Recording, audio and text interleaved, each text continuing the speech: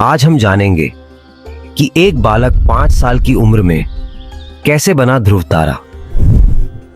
राजा उत्तानपाद ब्रह्मा जी के मानस पुत्र स्वयंभू मनु के पुत्र थे। उनकी सनीति एवं सुरुचि नामक 2 पत्नियां थीं। उन्हें सुनीति से ध्रुव एवं सुरुचि से उत्तम नामक पुत्र प्राप्त हुए। वे दोनों राजकुमारों से समान प्रेम करते थे।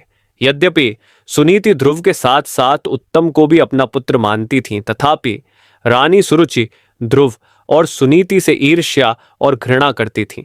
वह सदा उन्हें नीचा दिखाने के अवसर ढूंढती रहती थी। एक बार उत्तानपाद उत्तम को गोद में लिए प्यार कर रहे थे, तभी ध्रुव भी वहां आ गया। उत्तम को पिता की गोद में बैठा देखकर वह भी उनकी गोद में जा बैठा। यह बात सुरुचि को पसंद नहीं आई। उसने ध्रुव को पिता की गोद से नीचे खींचकर कटु वचन सुनाए। ध्रुव रोते हुए माता सुनीति के पास गया और सब कुछ बता दिया। वह उसे समझाते हुए बोली, वत्स, भले ही कोई तुम्हारा अपमान करे, किंतु तुम अपने मन में दूसरों के लिए अमंगल की इच्छा कभी मत करना। जो मनुष्य दूसरों को दुख देता है, उसे स्वयं ही उसका फल भोगना पड़ता है। पुत्र, यदि तुम पिता की गोद में बैठना चाहते हो तो भगवान विष्णु की आराधना कर उन्हें प्रसन्न करो। भगवान विष्णु की कृपा से ही तुम्हारे पितामह स्वयंभू मनु को दुर्लभ लौकिक और अलौकिक सुख भोगने के बाद मोक्ष की प्राप्ति हुई थी। इसलिए पुत्र, तुम भी उनकी आराधना में लग जाओ। केवल वे ही तुम्हारे दुखों को दूर कर सकते हैं। सुनीति की बात सुनकर ध्रुव के मन में श्री विष्णु के प्रति भक्ति और श्रद्धा के भाव उत्पन्न हो गए। वह घर त्याग कर वन की ओर चल पड़ा। भगवान विष्णु की कृपा से वन में उसे देवर्षि नारद दिखाई दिए। उन्होंने ध्रुव को श्री विष्णु की पूजा आराधना की विधि बताई। ध्रुव ने यमुना के जल में स्नान किया और निराहार रहकर एकाग्र मन से श्री विष्णु की आराधना करने लगा। 5 महीने बीतने के बाद वह पैर के एक अंगूठे पर स्थिर होकर तपस्या करने लगा। धीरे धीरे उसका तेज बढ़ता गया। उसके तप से तीनों लोग कंपायमान हो उठे। जब उसके अंगूठे के भार से पृथ्वी दबने लगी, तब भगवान विष्णु भक्त ध्रुव के समक्ष प्रकट हुए और उसकी इच्छा पूछी।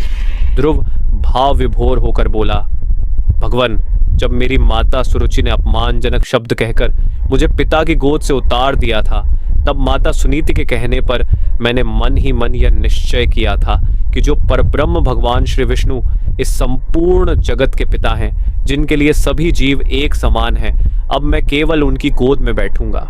इसलिए यदि आप प्रसन्न होकर मुझे वर देना चाहते हैं तो मुझे अपनी गोद में स्थान प्रदान करें, जिससे कि मुझे उस स्थान से कोई भी उतार न सके। मेरी केवल इतनी सी अभिलाषा है।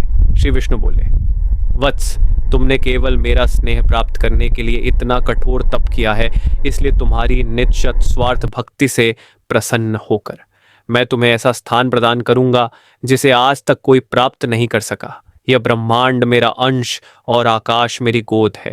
मैं तुम्हें अपनी गोद में स्थान प्रदान करता हूं। आज से तुम ध्रुव नामक तारे के रूप में स्थापित होकर ब्रह्मांड को प्रकाशमान करोगे। इसके आगे श्री विष्णु ने कहा, तुम्हारा पद सप्तर्षियों से भी बड़ा होगा और वे सदा तुम्हारी परिक्रमा करेंगे।